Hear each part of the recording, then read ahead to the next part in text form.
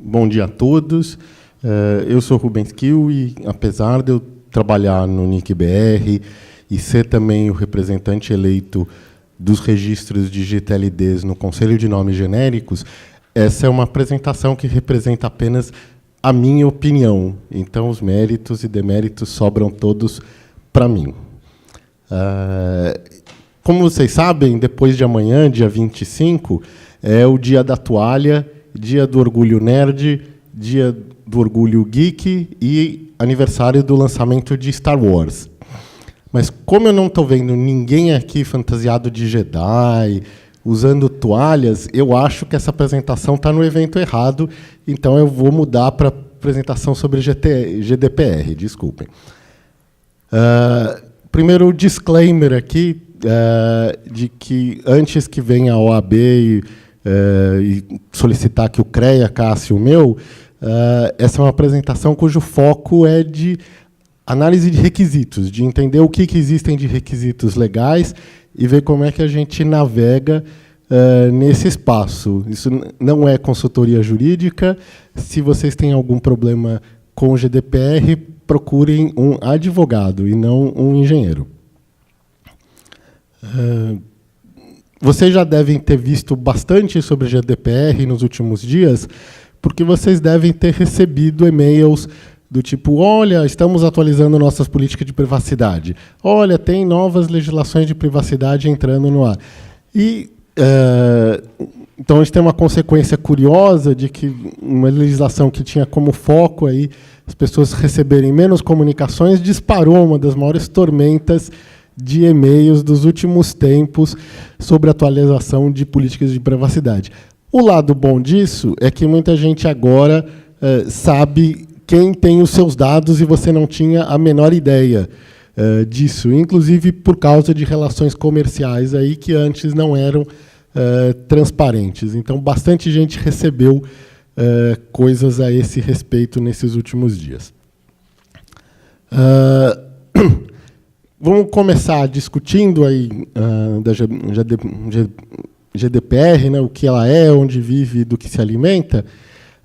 Ela começou em 1995, quando foi publicada na União Europeia uma diretiva de proteção de dados. Uma diretiva não é algo vinculante nos países membros da União Europeia. Ela é apenas uma indicação.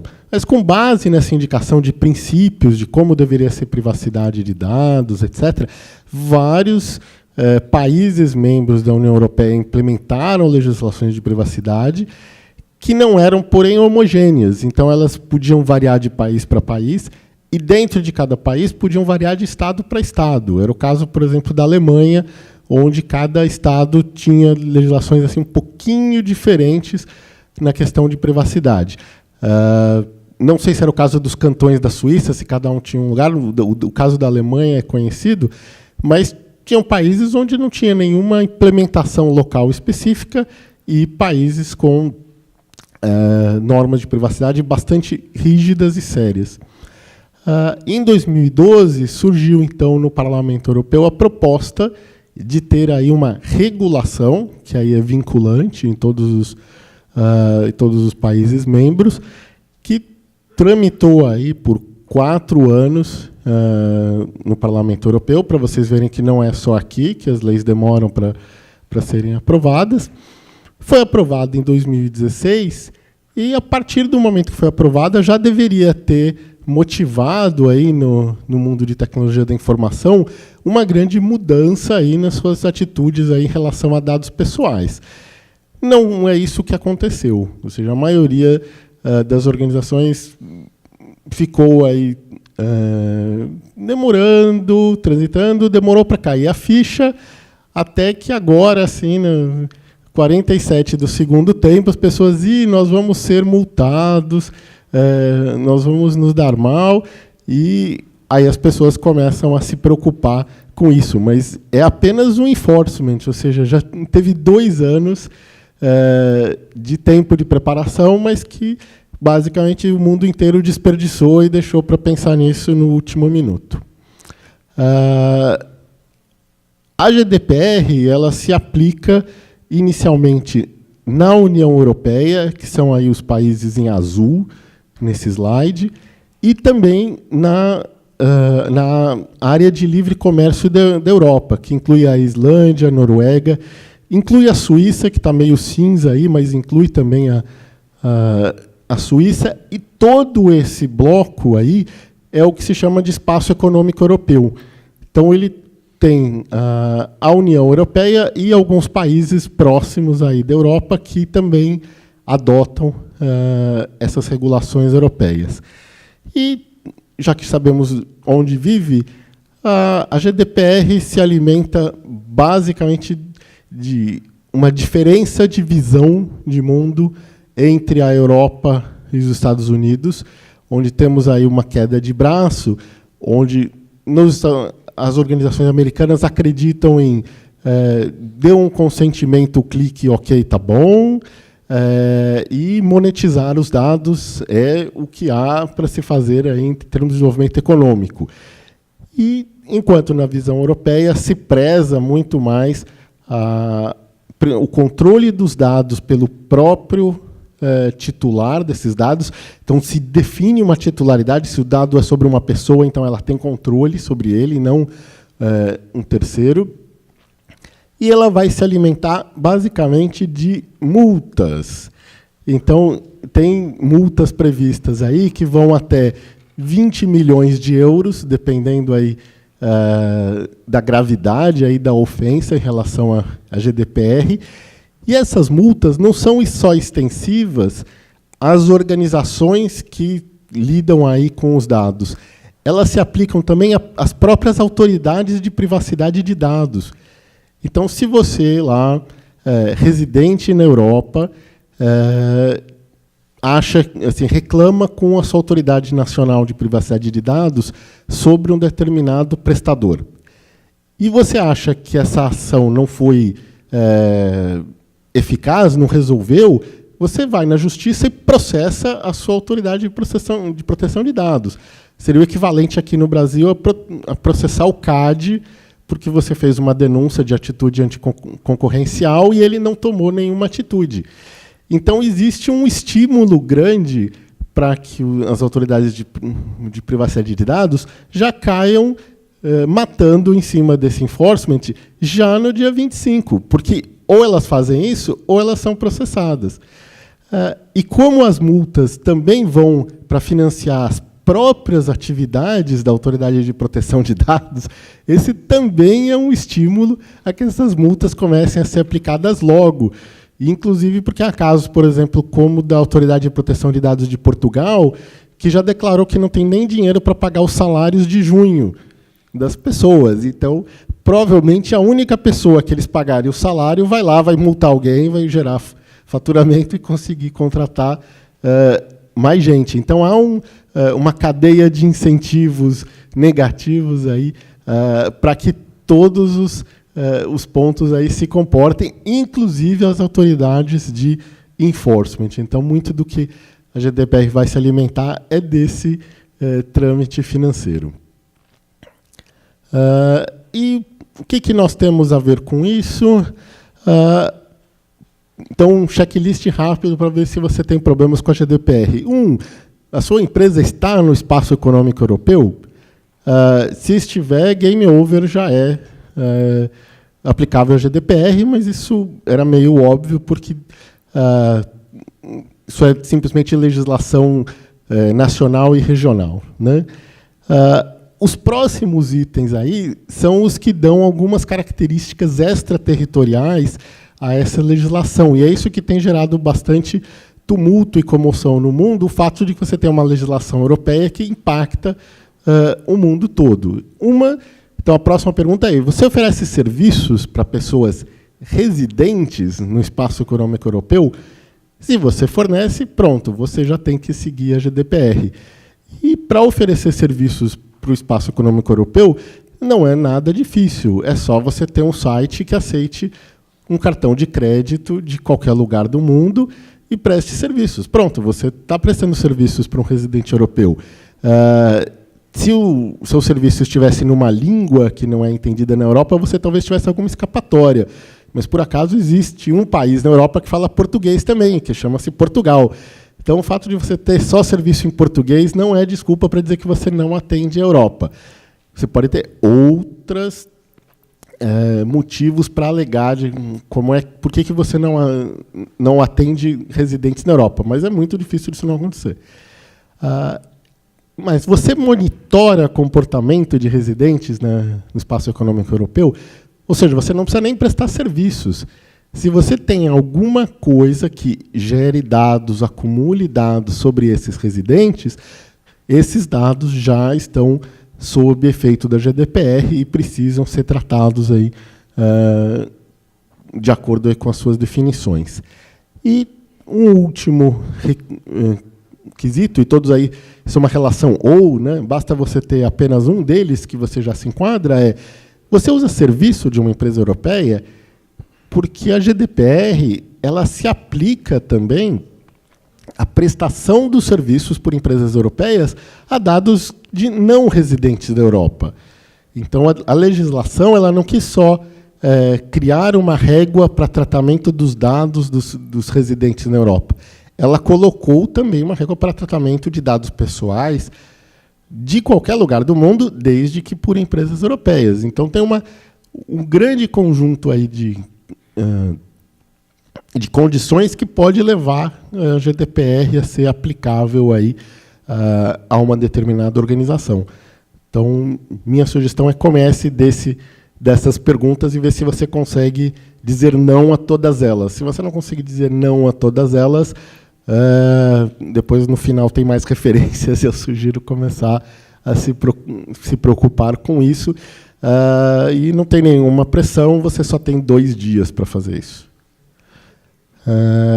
Mas, então, puxa, se para eu evitar esse problema, eu vou só olhar o endereço IP e não deu certo.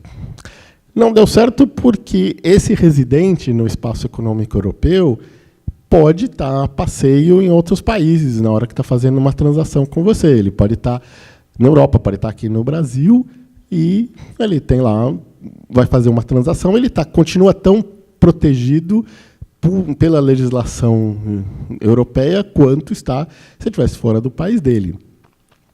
Se você olhar, por exemplo, o país emissor do cartão de crédito, você também não vai ter certeza disso, porque um europeu pode ter cartões de outras regiões. Ele pode ter um cartão da Bahamas, Ilhas Caimã, de vários lugares aí, inclusive dos Estados Unidos. Se você olhar simplesmente o país emissor do cartão de crédito, você também pode não ter certeza de quem ele é. Ele pode, por exemplo, ser um residente na Europa que trabalha para uma empresa, por exemplo, americana, e que obriga toda a navegação dele a sair pelo proxy corporativo. Então, você vai ver em IPs de requisições dessa pessoa lá um IP americano. Então, assim, então eu não preciso aplicar GDPR nele. Não, ele pode simplesmente ser um funcionário europeu. Ele pode ter, por exemplo, um e-mail, inclusive um e-mail aqui do Brasil. Um europeu pode chegar aqui num serviço de e-mail gratuito, como o Bol, se cadastrar lá esse e-mail, colocar um e-mail @bol.com.br e te fornecer isso como um cadastro, e você, é brasileiro, não é europeu, não preciso me preocupar. Não, também não é verdade. E outra coisa que ele não precisa ter, ele não precisa ser cidadão europeu, ele não precisa ter um passaporte dos países do espaço econômico europeu. Ele só precisa ser residente. Então, também não adianta perguntar a cidadania, pedir um número de passaporte e olhar os códigos de emissão de país de passaporte e concluir que ele não é um residente no espaço econômico europeu. Não é o caso. Tem todas essas N possibilidades. E fora que, se a gente está falando de ligação IP com o país, a gente está discutindo geolocalização, e se vocês lembram da apresentação do Patara no GTR, há poucos GTRs atrás, vocês viram que geolocalização é um processo falho. Se vocês quiserem usar como referência, se ele está num determinado país, então eu vou mandá-lo para um conteúdo possivelmente mais próximo, ok. Mas se você está pensando em obedecer um requisito legal baseado numa resposta de base de geolocalização, você fatalmente vai ter falsos negativos, e esses falsos negativos podem te dar 20 milhões de euros de prejuízo. Então, a chance disso ocorrer multiplicada pelo valor que isso pode dar é significativo o suficiente para isso não ser usado. A GDPR tem várias definições aí do que é um dado pessoal. Eu sintetizei aqui essa informação de que ela se refere a uma pessoa natural, então não é uma informação de pessoa jurídica. Então, se é uma informação de pessoa jurídica, isso não está protegido pela GDPR, mas tem umas pegadinhas que eu vou comentar. E ela inclui, mas não está limitada a, essa lista não é exaustiva, nome, foto, e-mail, dados bancários, postagens em redes sociais, endereço físico, que eu não pus aí, mas também se aplica, informações de saúde e endereços IP de acesso. Então, a gente estava discutindo ontem no painel de Marco Civil sobre registros de conexão, eles também, para os residentes no Espaço Econômico Europeu, estão protegidos pela GDPR. E uma pegadinha que tem aqui na questão de pessoa jurídica é que, se você tem um dado de contato da pessoa jurídica, que diz, por exemplo, um e-mail rubens@registro.br, isso diz quem é a pessoa. Então, mesmo que eu, como usuário lá, assim, eu diga, estou contratando um serviço para o NIC-BR, eu ponho lá um e-mail que tem o meu nome, isso é uma informação pessoal, isso é um dado pessoal. Então, mesmo serviços prestados exclusivamente para pessoa jurídica podem coletar dados que são dados pessoais e tão protegidos pela GDPR quanto um serviço contratado por uma pessoa física. Por isso, inclusive, que existe aí uma sugestão de começar cada vez mais a se usar e-mails do tipo role account para a contratação de serviços com pessoa jurídica. Então, colocar CEO, nome da empresa, e não o nome da pessoa. Porque o papel daquela pessoa numa empresa é um papel público, mas o nome dela não, o nome dela é um dado pessoal. Mas não é todo usuário que vai te alertar de que ele colocou um e-mail assim, não é todo usuário que vai deixar isso simples, e essa é uma análise de difícil, quase impossível automação. Porque alguém precisa olhar e ver, isso é o nome de uma pessoa. E é fácil olhar nomes de pessoas das línguas e culturas que a gente conhece. Se tem um monte de sopas de letrinhas aí, por exemplo, o Getco, isso é um nome de pessoa, ou isso é um conjunto aleatório, uma sequência aleatória de caracteres. Por acaso é um nome de pessoa, o nosso diretor-presidente do NIC-BR, mas se você não tem um prévio contato, você pode ter dúvida aí sobre isso. Princípios aí da GDPR, o principal deles é da concepção orientada à privacidade. Então, de que todo o tratamento de dados pessoais ele tem que ter como primeiro objetivo a privacidade, depois os requisitos funcionais. Isso é uma inversão em relação ao método tradicional de tratamento de dados, que é como é que eu vou tornar esses dados mais úteis para a empresa, para o negócio, para o produto, para o serviço. Então, a GDPR exige uma mudança de pensamento aí, a esse respeito.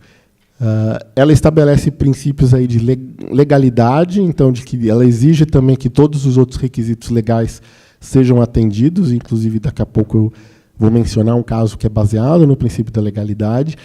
O tratamento tem que ser equânime e transparente, no sentido que o tratador de dados diz o que vai fazer com eles. Eu vou pegar esses e-mails, eu vou cruzar esses e-mails com outros dados de serviço e vou tirar essas conclusões, ou seja, documentar isso é parte dos princípios da GDPR. Também há um princípio de limitação de propósito, de que os propósitos têm que ser razoáveis. Então, não adianta a gente dizer assim, vamos coletar todos os tipos sanguíneos de pessoas que vêm no GTR para assistir um evento de engenharia de redes e segurança da informação. Isso é um despropósito. Então, assim, existe limitação de propósito. E dentro do propósito que é permitido, existe um princípio que é o de minimização de dados. Então, para os propósitos legítimos e que sejam informados e documentados para as pessoas, os dados coletados têm que ser o mínimo para o atingimento desses propósitos. E não perguntar tudo, já colocar um formulário, me dá tudo aí, depois eu vejo o que eu preciso. Essa análise é invertida. Primeiro se vê qual é o mínimo conjunto que é necessário para atender esses propósitos. O princípio da exatidão de que esses dados têm que ser verdadeiros. Então, se você colocar uma informação falsa num preenchimento, essa informação falsa não está protegida pela GDPR. Então, se você coloca num registro de domínio lá, titular do domínio Pato Donald, essa informação não está protegida pela GDPR, ela só se aplica a dados que sejam corretos. Mas uma das preocupações é como você vai saber de antemão se esse dado é correto ou não. Você tem que tomar cuidado com isso, mas ela não dá proteção a qualquer informação pessoal, apenas a informação pessoal que seja exata, que seja verídica. O outro princípio é o de armazenamento transitório, de que os dados não devem ser armazenados para sempre, de forma alguma, e sim dentro do que é razoável para aqueles propósitos. Então, isso tipicamente leva a que se possa apagar os dados depois de 6 meses, 1 ano, depois que um serviço não é mais usado, exceto para arquivo com propósitos legais e efeitos jurídicos, mas que para os propósitos originais esse armazenamento tem que ser limitado. E ele é transitório também no sentido de que ele pode receber uma solicitação de remoção. Então, o que existe aí, que é conhecido como direito ao esquecimento, também se aplica aí na GDPR, de que você pode dizer, não, você tem esses dados a meu respeito, eu não quero mais que você tenha eles. Por favor, jogue eles fora, e você tem que cumprir com isso, parte aí do armazenamento transitório. Esses dados têm que ser mantidos íntegros dentro dos processos e tratados de forma confidencial. Então, se você tem um vazamento de dados, isso é uma violação da sua diretiva aí de confidencialidade, da sua missão aí nesse tratamento dos dados. E, por último, tem um princípio que em inglês é mais até conhecido do que na forma em português, porque é accountability, eu coloquei como responsabilidade, de que o que acontece nesses tratamentos é imputável a quem fez esses tratamentos e a quem definiu as regras para fazer esse tratamento. Eu vou comentar isso daqui a pouco, mas a gente faz agora um parêntese da questão de responsabilidade. E uma das coisas que tem na GDPR é que alguém que controle um processo ou faça um processamento de dados e descubra um vazamento, ele tem que, em até 72 horas, informar a autoridade relevante aí de privacidade de dados. E a gente teve um caso recente aqui no Brasil de um banco cujos dados foram vazados, apesar desse banco insistir em que isso não aconteceu, por algum motivo de delusion que eu não vou tentar explicar. E as autoridades só descobriram isso através da imprensa, né? Depois de descobrirem isso, aí eles abriram, existe um inquérito aberto pelo Ministério Público para apurar as consequências do vazamento desses dados sobre os titulares, que é diferente do processo criminal, que também existe nesse caso aí da Polícia Federal investigando por ser fraude contra o sistema financeiro. Mas assim, isso só aconteceu porque a nossa legislação não tem o tipo de obrigação de notificação de vazamento de dados que tem na GDPR. E é uma coisa a observar nos projetos de lei que estão tramitando, se eles agregam esse tipo de recurso ou se eles vão deixar aqui essas empresas que têm problema de vazamento de dados entrem em denial aí, digam que nada aconteceu, como está acontecendo neste banco. Outra figura que tem na GDPR, bastante forte, é a questão de consentimento. Para a GDPR, ele tem que ser itemizado, então ele não pode ser um consentimento dizendo eu consinto em isto, tudo isto e mais 3 páginas e depois ok. Ele tem que ser definido de eu consinto com isso ou não com isso, eu consinto com isso e não com aquilo. Ele precisa ser descrito em linguagem clara e acessível, isso significa escrito em uma língua para humanos e não em juridiquês, sobre o que implica aquele consentimento. Ele precisa ser revogável, então o consentimento não pode ser uma exigência para a prestação do serviço. Então, se você quiser assim, não, eu não quero consentir com isso, isso não pode impactar a prestação do serviço, a não ser que seja uma informação essencial para aquele serviço. Mas ele tem que ser revogável a qualquer momento, dizer, não, eu quero, eu não quero. E mesmo revogável, ele precisa ser necessário para o serviço, ele precisa fazer algum sentido para esse serviço, como não faria sentido o caso, por exemplo, aí do tipo sanguíneo e assistir palestras dos nossos eventos. A GDPR define 2 figuras bastante claras. Uma é a do controlador de dados, que diz por que determinados dados são processados. É normalmente alguém que tem um controle de processo, que especifica para um contratado como é que esses dados vão ser processados, ou ele é de certa forma, atua como um autorregulador de mercado. Ele é alguma coisa que diz por que determinado dado é coletado e processado. Já um processador é justamente alguém que armazena ou processa esses dados em nome do controlador. Pode ser a mesma organização, sendo um controlador e um processador, ou pode ser diferente. Vocês bem sabem aí da quantidade de coisas terceirizadas aí no ambiente econômico. No caso, o terceirizado tipicamente vai ser um processador, e aquele que estabeleceu um contrato, tipicamente um controlador. Mas pode ser o mesmo. Pode ser, como, por exemplo, uma coisa que a própria empresa faça, ela controla, porque ela define os requisitos e processos, e ela mesma armazena, controla e processa. No caso de um processo que tenha mais de uma organização nesse controle, isso é comum em várias cadeias de valor, todas são imputáveis. Então, não é porque você é um controlador e outro é um controlador que você tenha menos imputabilidade nesse processo do que o outro. Todos são imputáveis. Pode sobrar multa para todo mundo. O carnê de multas deles tem folhas infinitas para todo mundo que precisar.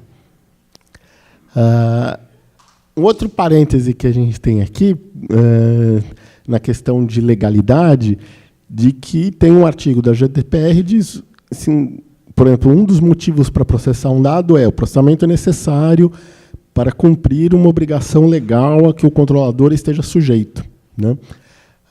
Aqui no Brasil, a gente tem uma obrigação legal estabelecida pela Constituição de 88, que diz que é livre a manifestação do pensamento, sendo vedado o anonimato. Então, a gente tem uma obrigação legal de não prover anonimato. Significa que os controladores brasileiros, os controladores estrangeiros que estejam lidando com dados de brasileiros, para estar em conformidade com a GDPR, porque a GDPR exige que você esteja de acordo com outros requisitos legais, você também precisa estar de acordo com isso e não prover anonimato, identificar as manifestações de pensamento que sejam realizadas. Então, a GDPR não tem, por si só, um conflito jurisdicional, porque ela estabelece que, se você tem uma obrigação legal, você precisa estar compliant, inclusive para estar de acordo com a GDPR. Então, ela não tenta sobrepor outras legislações nacionais, outras regulações administrativas, desde que sejam requisitos, administrativos não, desde que sejam requisitos legais, de que sejam de que o controlador não seja obrigado a escolher que lei ele tem que seguir. Ele tem que seguir todas, inclusive a GDPR. E, já que a gente já falou bastante de GDPR, eu vou mostrar o que é realmente o tema dessa apresentação, que é como vai ser o ruiz dos domínios de topo genéricos, que são, na sigla, conhecidos como GTLDs, que vocês conhecem mais como, por exemplo, .com, .net, .blog, .app, ou seja, todos os TLDs que não sejam um código de país. E aqui eu peguei um exemplo de como já é o ruiz de um domínio que foi lançado recentemente, que é o .app, que foi lançado pelo Google, e ele mostra o domínio, um identificador, mostra quem é o registrar. Neste caso, ele não mostra o nome da pessoa, mas ele mostra de que empresa ele é. Então, ele não diz que, por exemplo, quem registrou esse domínio foi a Samantha Dushno, do Google. Ele diz que foi uma empresa chamada Charleston Holt Registry, que é o Google. Diz o estado, o país, os servidores de nome, DNSSEC e acabou. Se vocês estão acostumados a ver uma saída de ruído, vocês veem que normalmente ela tem muitas linhas, passa de uma página, e não é o caso desta aqui. Esta aqui é só isso. E isso é uma coisa que vocês vão começar a ver bastante daqui a 2 dias, ou alguns já implementados, como é o caso desse do .app. Então, o que não é mais mostrado nesse ruiz resumido? O nome, o e-mail, o telefone, o endereço, a cidade e os contatos, administrativo, técnico e cobrança. Só o titular e só o estado e a empresa do titular, e não mais. Porém, se você precisar entrar em contato com essa organização, os registrars, que são quem atende os usuários diretamente, eles vão prover um formulário de contato ou um e-mail anonimizado. Então, tem lá um lugar, clique aqui para falar com fulano. E você manda um e-mail para esse. Para os GTLDs, uma mudança significativa do hábito aí que a gente tem de olhar o ruiz e mandar um e-mail ou usar isso para correlação. Tema que eu vou voltar depois. Outros detalhes, isso se aplica tanto a indivíduos do espaço econômico europeu ou para todo mundo, a critério do registry registrar, ou seja,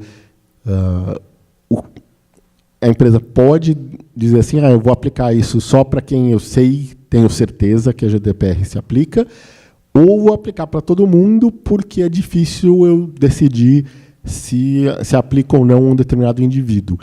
E a gente já vê empresas tomando decisões bem diferentes nesse sentido.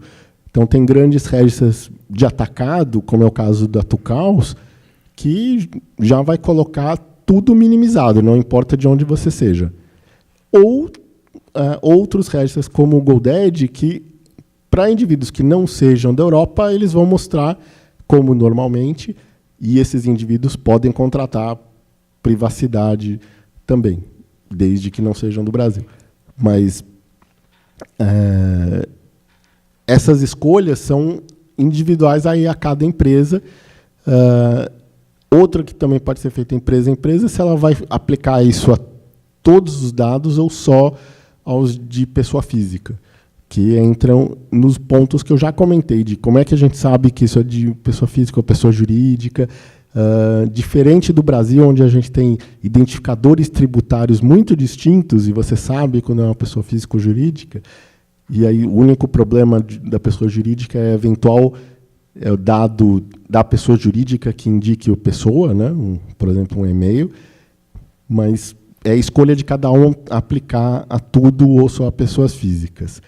Isso não impede o acesso a dados completos, que inicialmente vai ser feito de forma granular, ou seja, você manda uma solicitação para quem tem esses dados e diz, olha, eu tenho um uso legítimo para isso, eu vou processar esse dono de domínio pelas coisas que ele fez.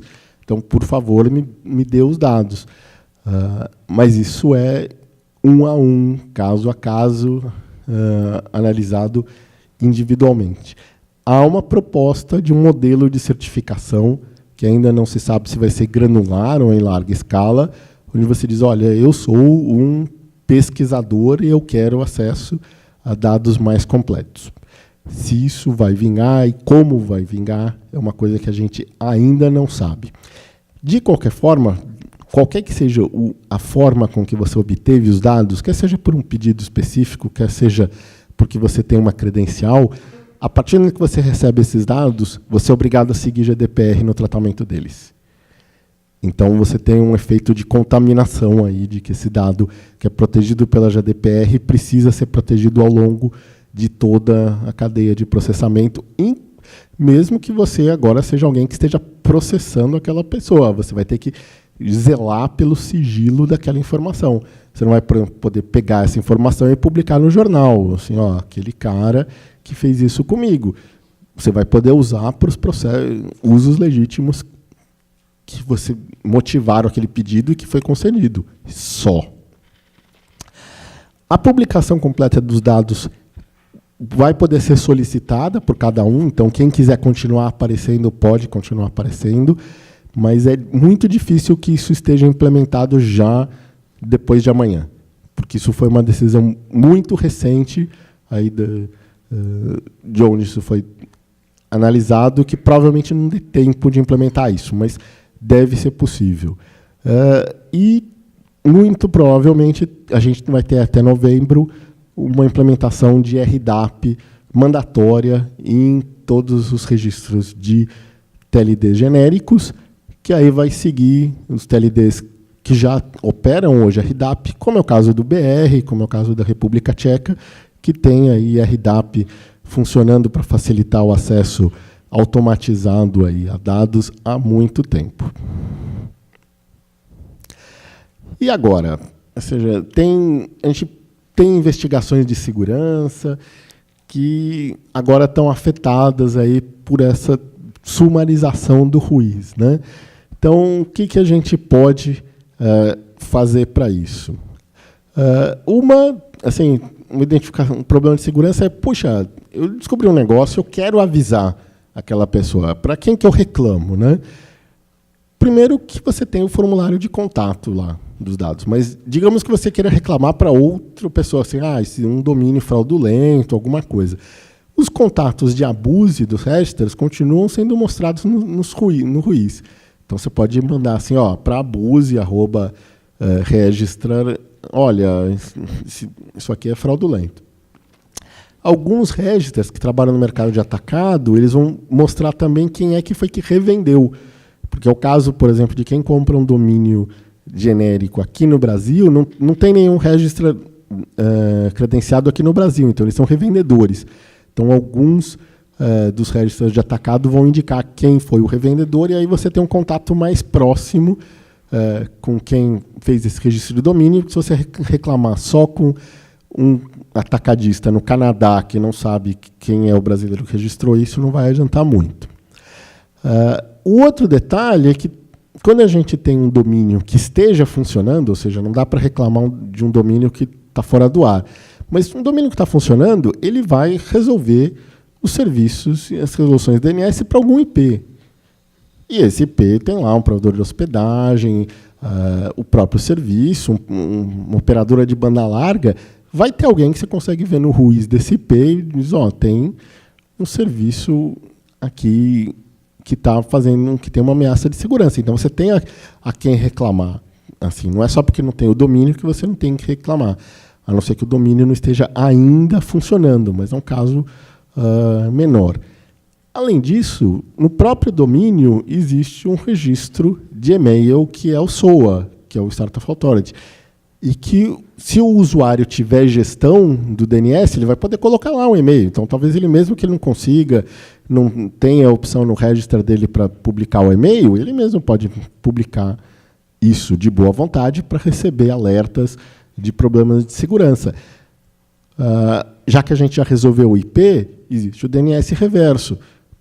Pode existir o DNS reverso. E aí você também pode ter alguma informação no SOA do reverso. E simplesmente pode ter um e-mail também no site, como é obrigatório para comércio eletrônico. E é praxe, mesmo que não seja obrigatório, para muita gente. Então, essa informação, apesar de não estar mais no Ruiz, ela não está também tão escondida, você também não tem tão poucos canais. Ainda é factível. Uma outra pergunta, agora não tão simples de responder, é se esse é um domínio legítimo ou sacanagem. É um dilema que já foi notado agora no lançamento recente do Ponto App, que apareceram um monte de bancos brasileiros tendo Ponto App, e a primeira dúvida, e aí, foi o próprio banco que registrou ou era trambique? Por acaso, no caso desses Ponto App, era tudo trambique, era tudo sacanagem. Uma prática que pode ser usada para garantir aí, titularidade é justamente nos servidores DNS, que continuam sendo informação pública, colocar alguma coisa que remeta a um domínio conhecido do banco, por exemplo, sei lá, alguma coisa, .grandebanco.com.br. O detalhe é que a maioria dos TLD genéricos não verifica a autoridade de DNS antes de delegar.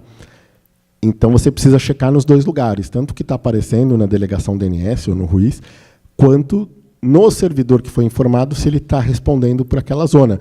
Mas se o servidor, por exemplo, do Itaú, estivesse respondendo por Itaú.app, você provavelmente concluiria, foi o próprio Itaú mesmo. Né? Outra boa prática que vai se tornar é justamente tentar solicitar essa publicação de dados para o Registry, porque esses dados vão aparecer e as pessoas vão ver, realmente foi aquela instituição que registrou esse domínio. E se aquele registro não suportar isso, ameaça ele, eu vou mudar de registro porque você não dá suporte a esse recurso que eu gosto aí, para que as pessoas tenham como verificar a origem do domínio. Aí, quem sabe, o poder de compra mude algumas decisões. Uma das coisas que é muito usada hoje no Ruiz é correlação, de que, dado que foi determinado um domínio aí abusivo, se usa aquele domínio para caçar outros domínios e recursos que aquele fraudador, aquele abusador tenha feito. Né? Apesar disso não ser mais disponível para os pesquisadores de segurança envolvidos, essa informação continua sendo armazenada no Registry e continua sendo enviada também para o Registry. Então, essa correlação continua sendo possível, pelo menos dentro desse escopo.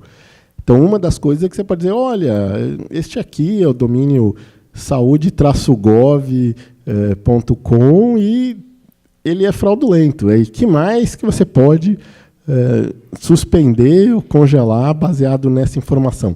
E aí, a própria equipe do Registry, desde que seja alguém que esteja interessado aí no aumento de segurança, vai poder fazer essa informação.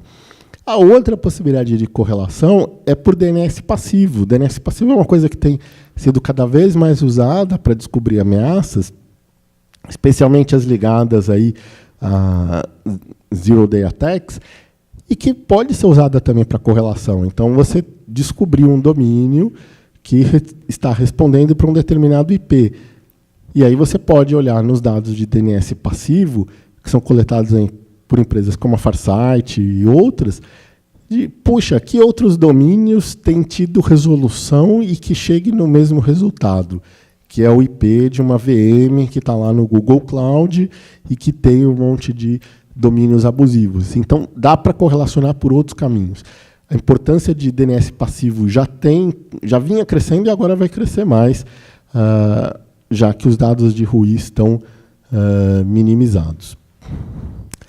E existe uma proposta de um autor aí de uma empresa de segurança em que ele sugeriu aí que os dados de Ruiz, apesar de não ter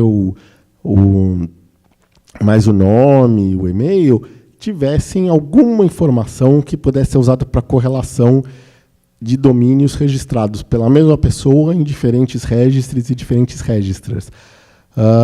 E que não é útil só em segurança, ele pode ser usado também em propriedade intelectual, então você pode usar para também descobrir padrões aí de cybersquatting. Mas isso ainda é incerto se vai ser incorporado. Eu particularmente apoio essa ideia e tenho tentado aí, mover essa ideia para frente, mas ainda não se sabe se isso, por exemplo, vai sobreviver ao crivo das autoridades europeias de privacidade, se eles vão entender que isso é uma isso é um interesse legítimo da comunidade ou se isso é uma violação da privacidade de um titular de domínio que você possa identificar que outros domínios a ele esteja associado. É algo ainda a se descobrir. Aqui tem um conjunto de links de referências de GDPR, checklists, referências legais, sites de profissionais de privacidade de dados, e eu sugiro aí consultar esses.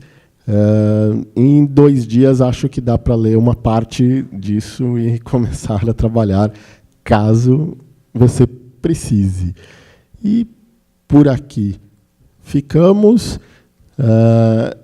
O meu e-mail já está codificado na forma da GDPR, então ele está dito aí de como é que você acha o meu e-mail. Não é muito difícil. Quem participa da lista do GTR também já sabe o meu e-mail. Temos perguntas online, offline? Comentários. Tem uma pergunta aqui do Danton. Está dizendo o seguinte: se você confundir London, Inglaterra, com London, Ontário, e Paris, França, com Paris, Texas, isso vai custar muito caro isso? Sim, sim. E TX, existe confusão também, por exemplo, entre códigos de estado americanos e códigos de país.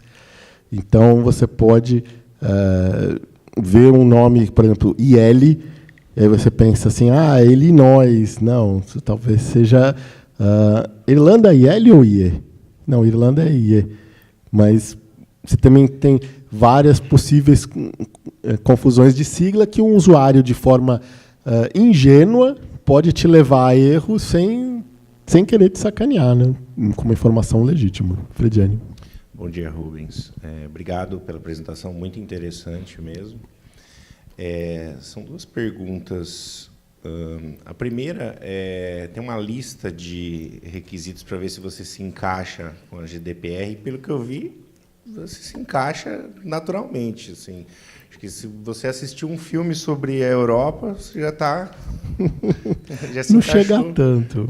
Mas me parece que vincula muito facilmente as empresas, por exemplo, aqui no Brasil. Sim. E você falou que tem sanções, né, que a GDPR pode aplicar, como uma multa de até 20 milhões de euros. Só que, por exemplo, uma empresa que opera apenas aqui no Brasil e, eventualmente, ela tem algum tipo de relação, que ela cai naquela lista que você colocou no início, teoricamente, a GDPR pode sancionar essa empresa no Brasil. Só que ela não tem jurisdição aqui para sancionar, né? Como é que vai funcionar isso? Embora ela não tenha jurisdição, mas... De 2 jeitos. Um, através de tratados bilaterais que existem.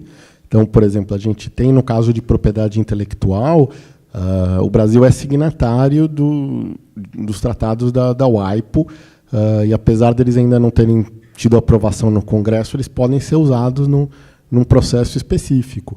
A outra é ir nas empresas europeias com quem você tem relação. Então, por exemplo, você está recebendo serviços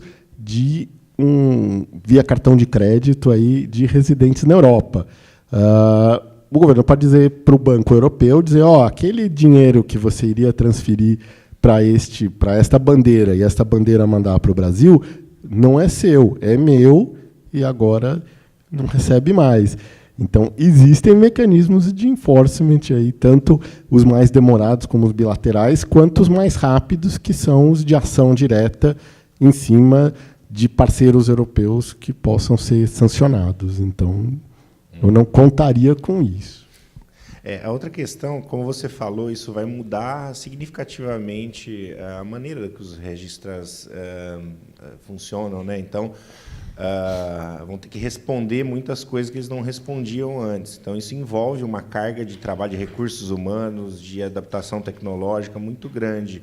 Eu acredito que inicialmente, não sei se depois muito dessas sugestões vão passar a vigorar, que vai aliviar um pouco o trabalho deles. Mas será que isso daí não vai acabar impactando muito no valor final para a compra do domínio? É uma possibilidade, mas o que os registers que já estão implementando isso alegam é que eles já precisavam de pessoas para responder coisas como, por exemplo, notificações judiciais, já tinham coisas que dependiam de processamento não automático, e que eles vão usar os mesmos recursos já disponíveis para atender essa nova carga. Ou seja, eles não estão prometendo nenhum nível de serviço sensacional. Então, que pode demorar. Você pode fazer um pedido de informação, ele demorar 1 mês para ser respondido. Assim, mas eles alegam que eles vão usar recursos já existentes e dentro do volume de recursos já existentes. Eles não vão investir nenhum novo centavo de euro ou de dólar em preparar para isso, mas que vão atender dentro do possível e razoável. Os registros europeus que já implementam esse tipo de omissão, como o caso, por exemplo, da Catalunha, eles dizem que tem poucas requisições. Então, eles dizem que, apesar assim, da expectativa de que gere muito pedido, eles dizem que, não, que isso é um excesso, que não vai ser tanto assim. O tempo dirá, mas o que todo mundo já disse eu não vou colocar nenhum dinheiro novo, mas não vai impedir. Tudo que envolve recursos humanos, né, checagem manual, custa muito caro, né? Então, é uma preocupação grande com relação a isso. Sim, sim. Rubens, tem 2 perguntas online aqui para a gente alternar, do Alisson Arantes.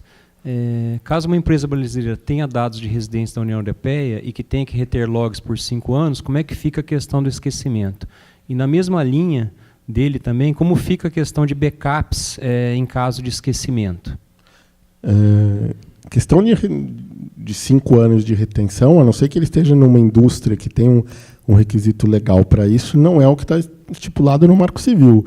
E o que está estipulado no Marco Civil, quer seja 6 meses, quer seja 1 ano, é bastante compatível com os prazos previstos aí para a GDPR.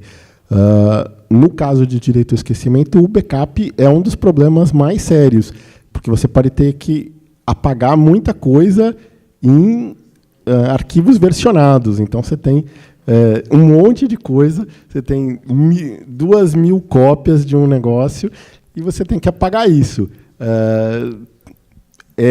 Vai exigir um reprojeto aí de sistemas de TI, de como é que se implanta direito ao esquecimento nesse caso. Beleza. Nós estamos um pouquinho atrasados, então, rapidinho, uma última pergunta para a gente fazer o coffee break. Nós entramos um pouquinho no tempo, que está um pouco estourado. Eu me lembro que nos primórdios da internet existia um padrão, e eu, para falar a verdade, não me lembro se isso era um padrão mais RFC ou era só um bom senso, mas dos e-mails anonimizados para serviços específicos, Abuse, Webmaster, Postmaster, e isso acabou sendo despadronizado. Pessoalmente, eu gosto muito dessa metodologia, mas isso, pelo que eu entendi, tende a voltar. Você também comentou sobre a anonimização por alguns registers através de e-mails de redirecionamento ou coisas do gênero. Como é que especificamente o registro vai tratar isso ou não se aplica?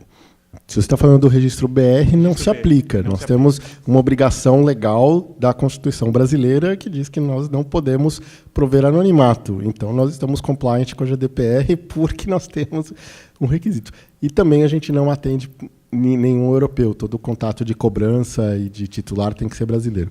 Mas, no caso genérico de registros aí ao longo do mundo, o que eles têm feito para anonimizar e-mail é gerar um tipo de um token a cada consulta Ruiz que expira em 1 semana.